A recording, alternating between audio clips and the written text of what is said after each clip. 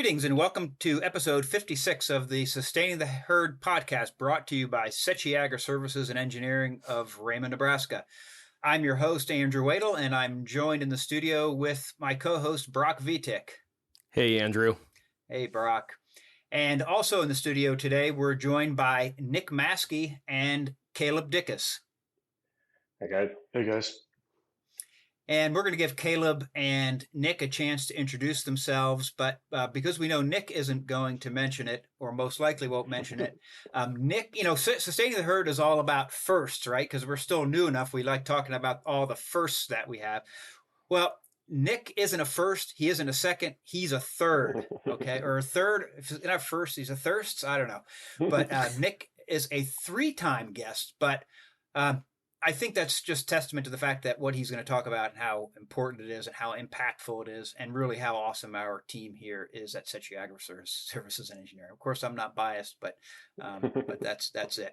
I think Nick holds a world record. No one else has been a guest on Sustaining the Herd 3 times. So new world record holder, Nick. Anybody you have surpassed Travis Casperson. That's right. You guys are too kind.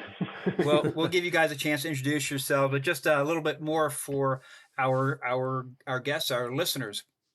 Thank you very much for our returning listeners. We really appreciate the support that we get and the feedback that we get from you all. And to our new listeners, thank you for joining us today. And just to tell you a little bit about Sustaining the Herd, really what we do is we talk about everything and anything about sustainability in agriculture, with emphasis on animal agriculture, but really all agriculture. And so what does sustainability mean? Well, it means a lot of things to a lot of different people, but we really break it down into 3 distinct categories.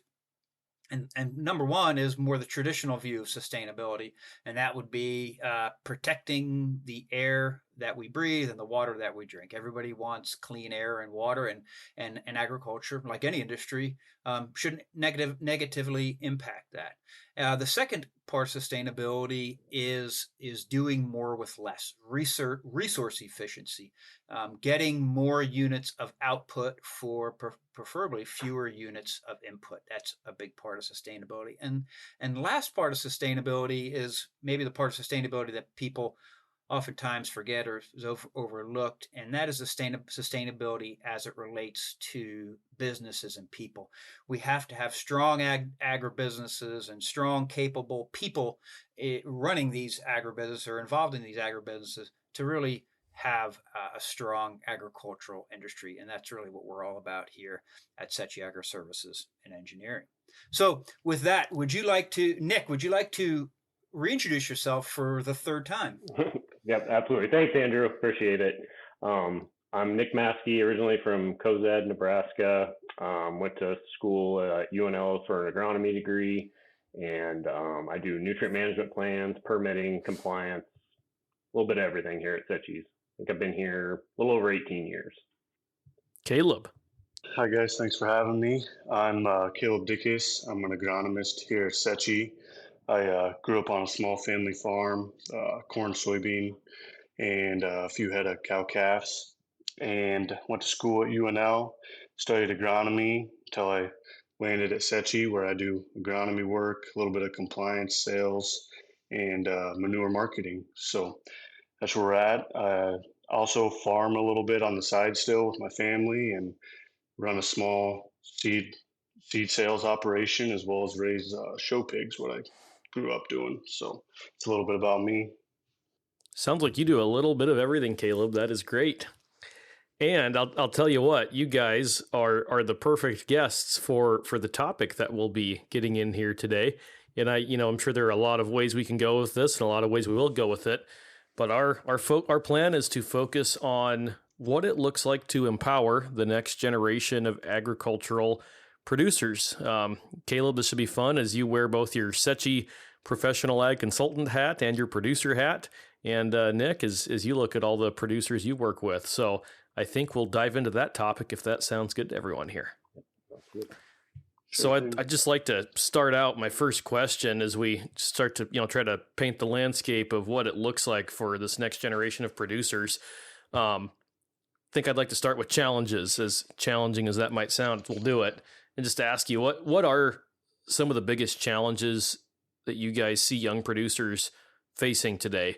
And when I say producers, I mean someone who is looking to start an operation, someone who's never been a farmer or rancher before, or maybe someone who's wanting to join the family operation or involved, such as you, Caleb, or maybe someone who's just wanting to expand, but they're young and earlier on in their agricultural production career.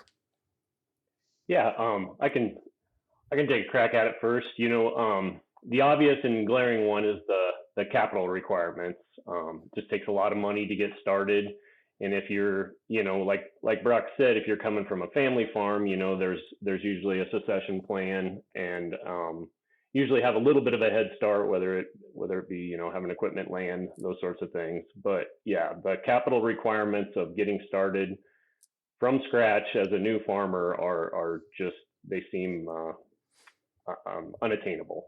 So yeah, those are, to me, that's one of the bigger things. I mean, there's a variety of things that I think are challenging, but that is the number one that comes to my mind. Yeah, I'd have to agree with Nick, and piggyback on top of him. I think as far as my experience in it, and as a young producer trying to get my foot in on the ground, is obviously the capital. Land is ridiculously expensive, as it was kind of touched on in your guys' last episode.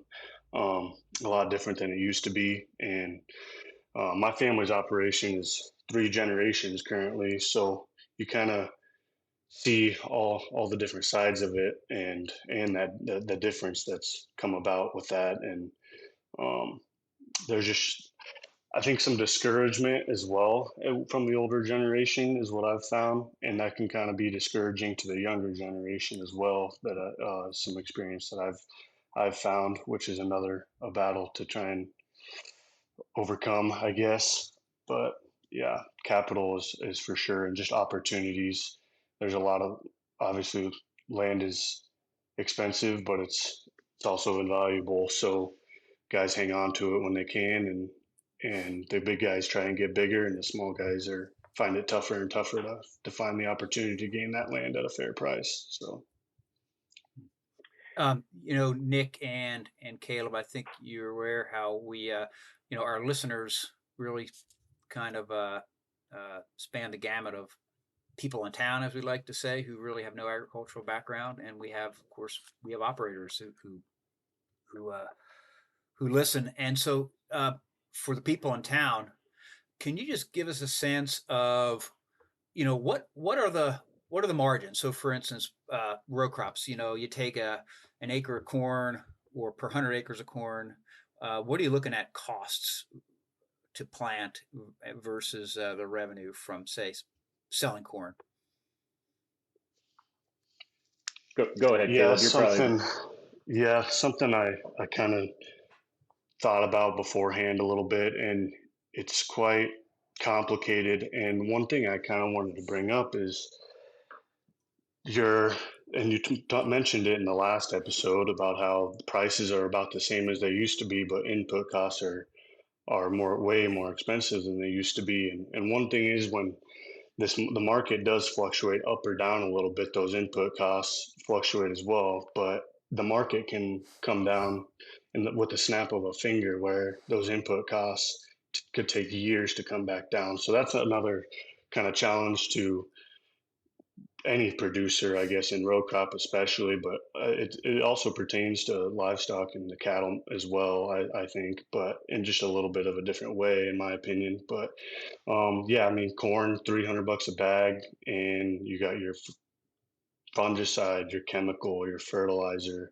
I don't have the numbers really broke down, I guess, off the top of my head, but your margin is very, very small right now in the row crop industry, making it tough, no matter the size or the operation, to find any profit.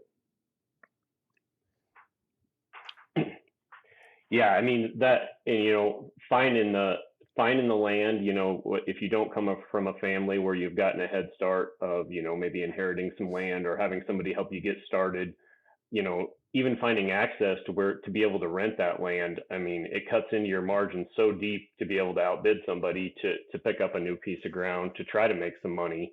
And I just everything seems to be working against somebody that's wanting to make a full-time living out of farming, Sure. And not to mention the, like what Andrew said, the people in town, the lack of community support. I mean, it's pretty obvious in some places. You got some really strict, whether it be local zoning regulations or, going all the way up to the EPA, a lot of things working against people that are trying to start from scratch, and it's an uphill battle for a long time. Yeah, Sure. I mean, the days of trying to make a living off 100 or so acres, even 500 acres, it's just not possible in the economy as far as row crop goes today, and it makes it even more difficult. So much so that multiple revenue streams are often the commonality today, I would say, for most small producers. Sure. Nick, you mentioned something I'd like to expand on, and that is community support. I know this is something you and I have talked about in the past, and just and Caleb, this question goes for you too, as you guys work with producers who are looking to do a livestock project. I know policies and regulations and community support all kind of come together as we look at things like county zoning for projects and state permitting. Could you just briefly touch on some of the challenges we see on those fronts? Yeah, Brock. The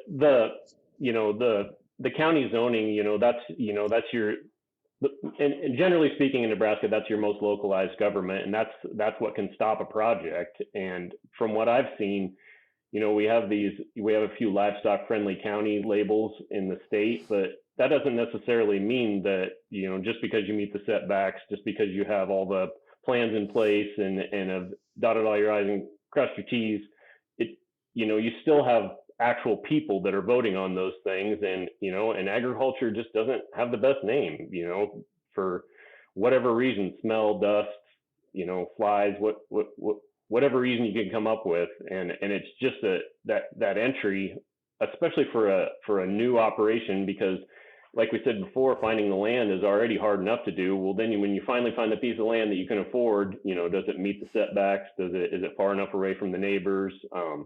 It's not a very inviting place, for a young farmer to come into one of those hearings and, have your neighbors hollering at you and getting upset, just makes it not very encouraging to go down the route, especially in animal agriculture.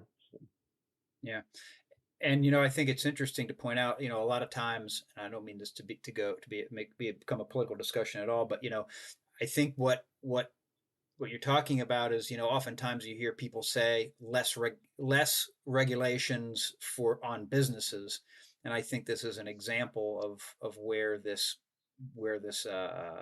plays out, in that, not that agriculture should be unregulated, but in some instances there could be cases of overregulation.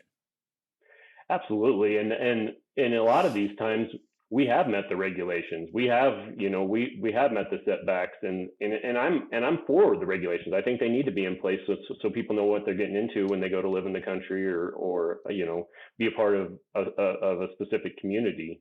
But yeah, I feel like when we do follow the rules, we should be, I don't know if necessarily we need welcome open arms, but we definitely don't need pushback anyway.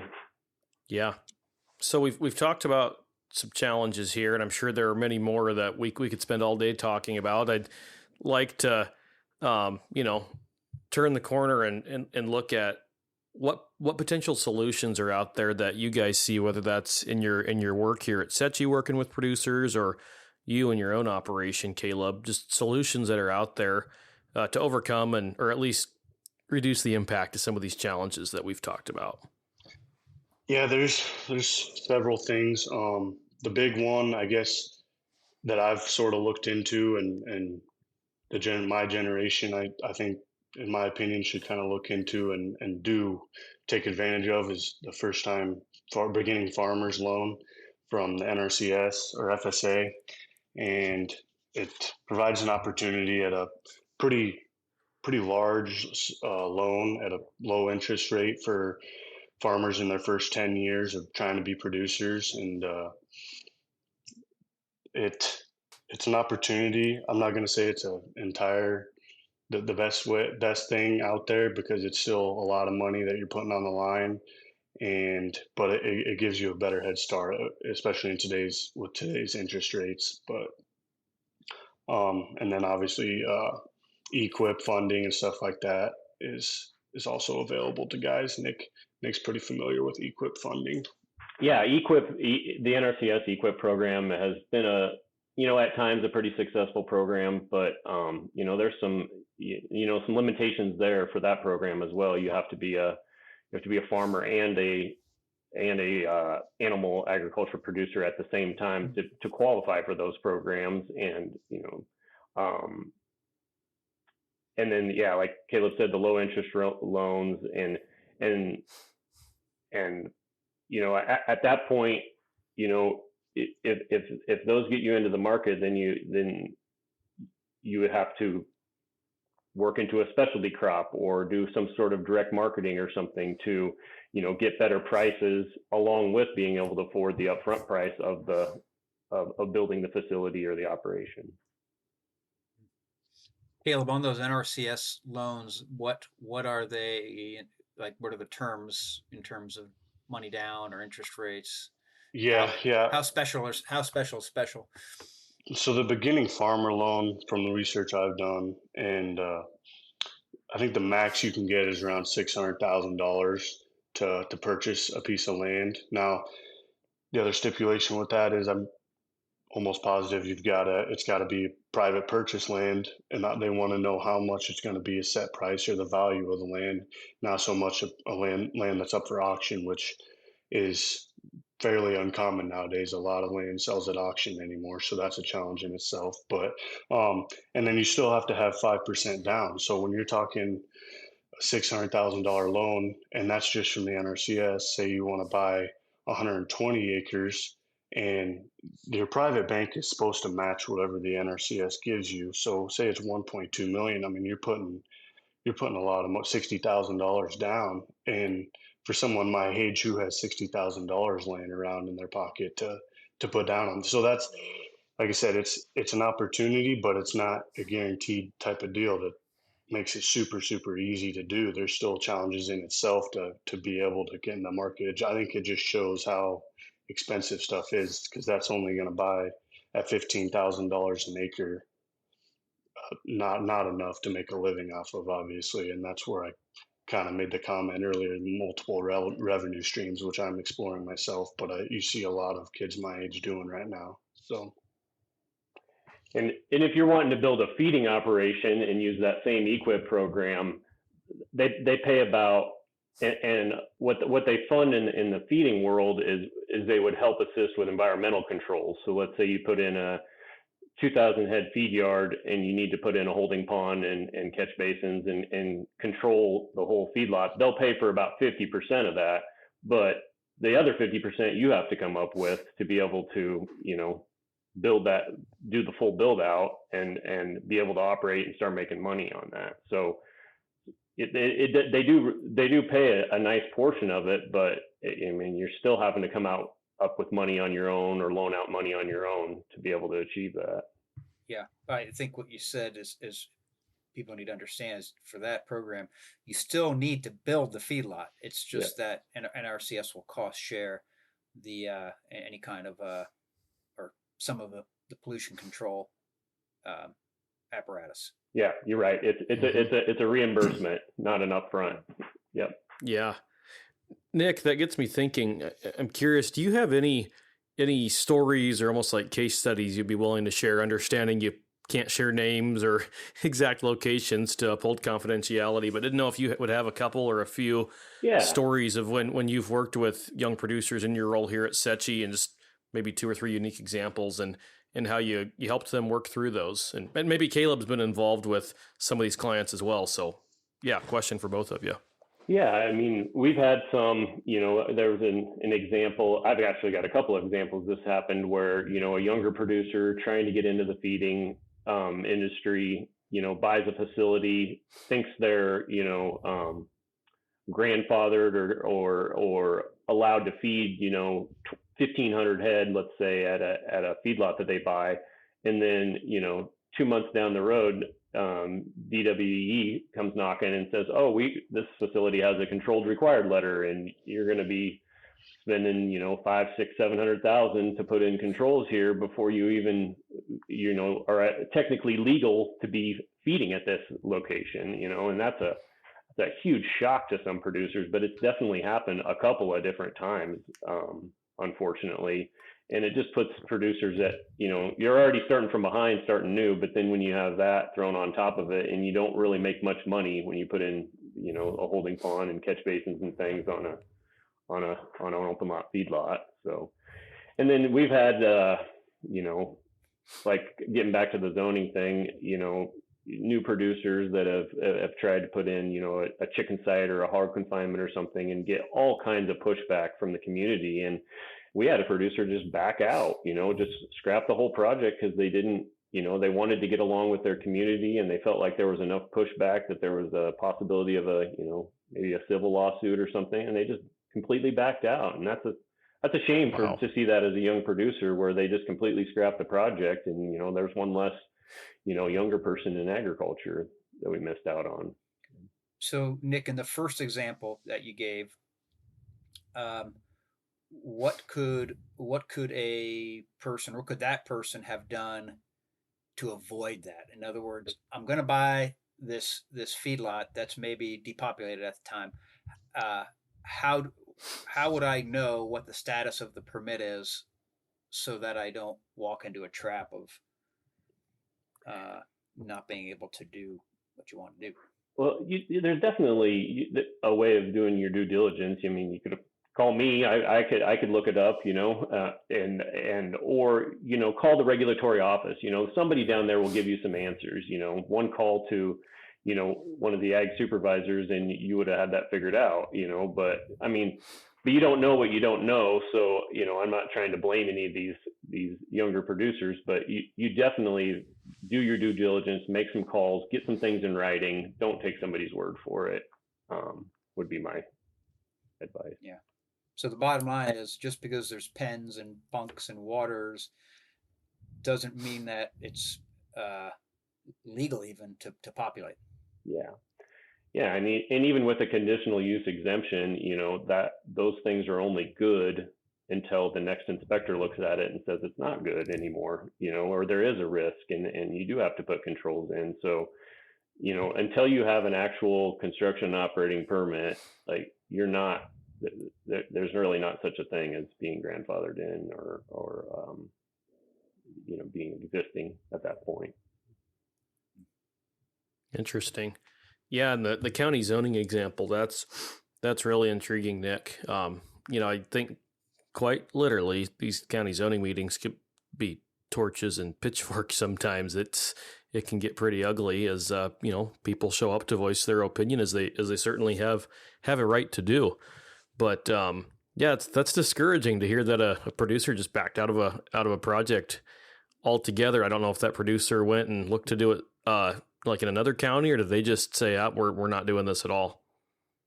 I think in this particular example, they backed off, and maybe they'll do it again in the future. But at this time, we did look into a different county, and we probably could have done it in a different county, and probably went a lot smoother. But when somebody's a part of the community and your kids go to school together, and that's I guess what I was trying to get at in the community acceptance and community support.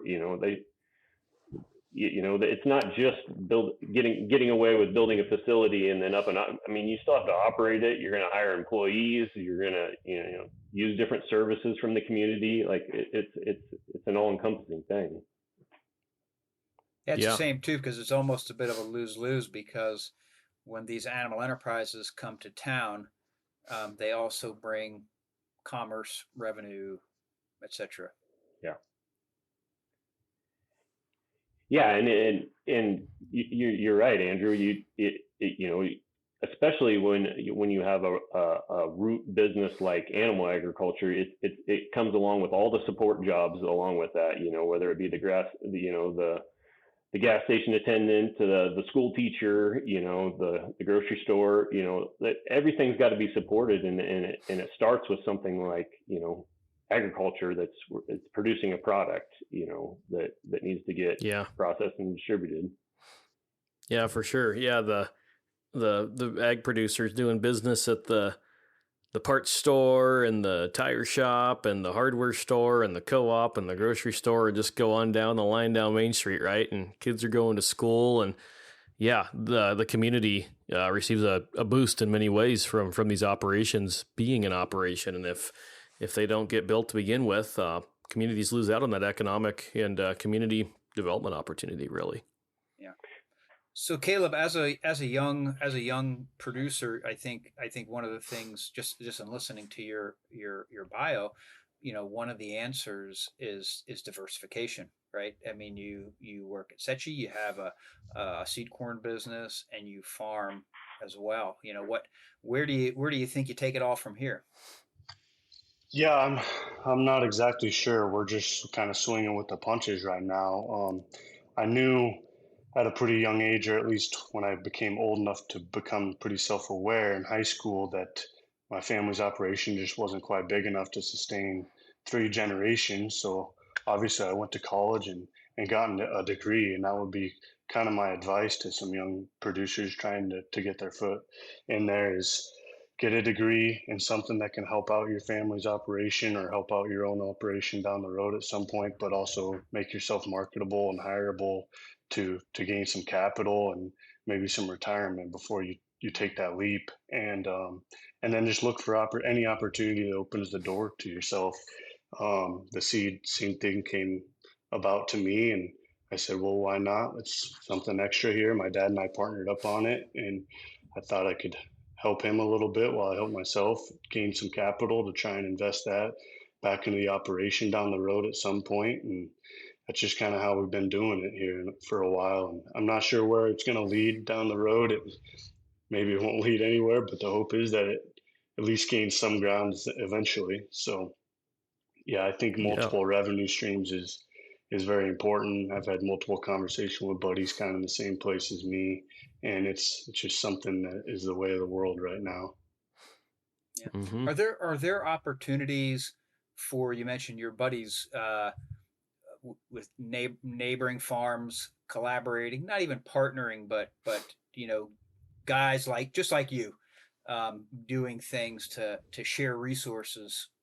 Yeah, I think it's real important to share resources, share equipment, and things like that. Especially if you say you're not in my shoes and you don't have family that has equipment already, but you're trying to get your foot in the door, finding someone that is willing to share those resources, rent you equipment, things like that. I mean, that helps a ton because we've talked about how expensive land is. Well, equipment is just severely expensive as well. So that's just another thing to try and battle with. And then there's no reason you couldn't partner up on land that's for sale. Now it get a little bit tricky if you also have family involved still, but say it's an 80 and you guys want to split it 40 and 40. I think that's a very possible way to try and grab that land while it's available, things like that. So Yeah. kind of ties Absolutely. back to the community that Nick's been talking about, is making sure you've got a good community around you where you guys are willing to share resources. For sure. So Caleb, you've referred to some recent episodes a couple times. Andrew and I really appreciate that.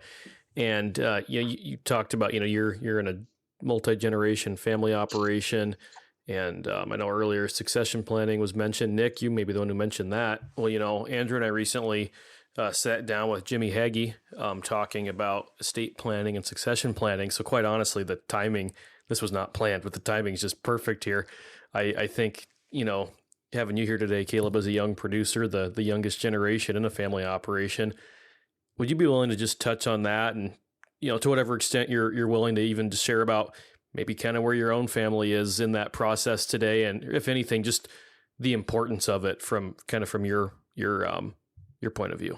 Yeah, I think it's very important, and that last episode was very eye-opening to my family's current situation, and I would say we're at very early stages of it, and I think it's hard to know what the person in charge of the operation is thinking and what their train of thought is without having that difficult conversation. And um, your last episode made it a point that it is important to have that conversation. It can just be difficult, especially when someone in my shoes, where you work full-time job all day, you get home and there's chores to be done and there's things to be done. It's hard to kind of find the time sometimes to sit down and have those conversations, but they need to be done.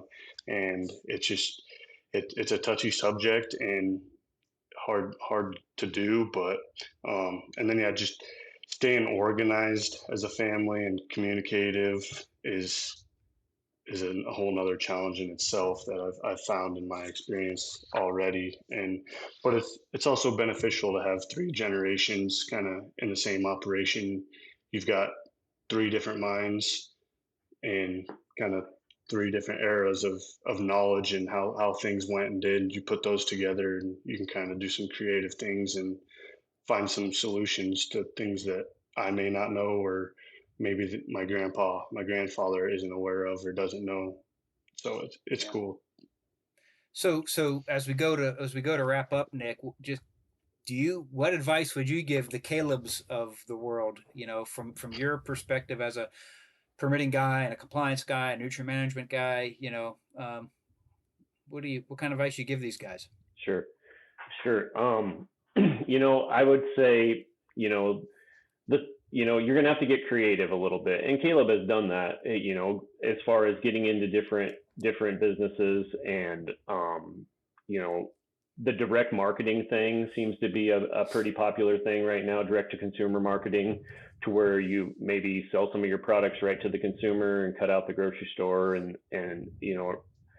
or, specialty crops, specialty cattle, specialty pigs, anything to where you can set yourself apart from the big boys, the big operators, because you're not going to compete with them marketing wise, going apples to apples. You're going to have to do a little something different and just, and if it's a family farm, like Caleb said, you got to start early. You got to be strict with your money management.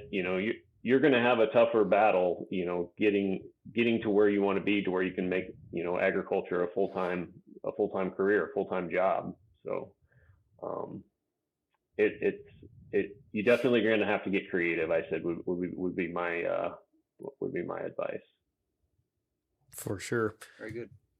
Yeah, and Caleb, I know you just shared your story, but any advice to your peers, people in situations similar to yours, before we wrap up here? My advice would be to piggyback on Nick a little bit: get creative and seek opportunities. Don't be afraid to take some risk, but don't take too much risk and put yourself in a bad situation. I would say be smart and diligent about what you're trying to do and what your goal is, and go from there. Excellent. Well, guys, this has been a really enjoyable conversation. I appreciate both of you coming on. Caleb for the first time, Nick for the third time. World record once again right there. That's right. Here's to the fourth. And, as we were putting this episode together, I was just thinking, we could take this a lot of ways. But I really like that we've just got a couple really unique perspectives here. Caleb, you as a producer yourself, a young producer, and someone who works as a consultant with producers, and Nick, just all the years of experience you have working with producers as well. I feel like we've got a pretty unique lens through which we've been able to view and have this conversation today. Yeah, Brock, and I'll add on to that to say, for our clients, I think this is a shameless plug, but what you see here is a classic example of Settje. We're the people. We're all about our people. It's the most important thing, and these are the type of people that we're thankful to have as part of our team, to be part of the industry. We have young farmers, seed salesmen, we have compliance people, we have permitting people that we want to do everything we can to keep producers producing and coexisting with the people in town. Yeah, absolutely. Well, very good. Well, guys, this has been a great conversation. I'm confident that our listeners will have enjoyed this as well and that they can glean something from it. And to all of you who have chosen to tune in and spend some time with the three of us for the last while here, thank you so much. For all of our returning listeners, great to have you back as always. And for all of our new listeners, thanks for being with us and hope you choose to tune in again soon. We look forward to being back with you all again in a couple of weeks. So until then, thanks for joining the herd today.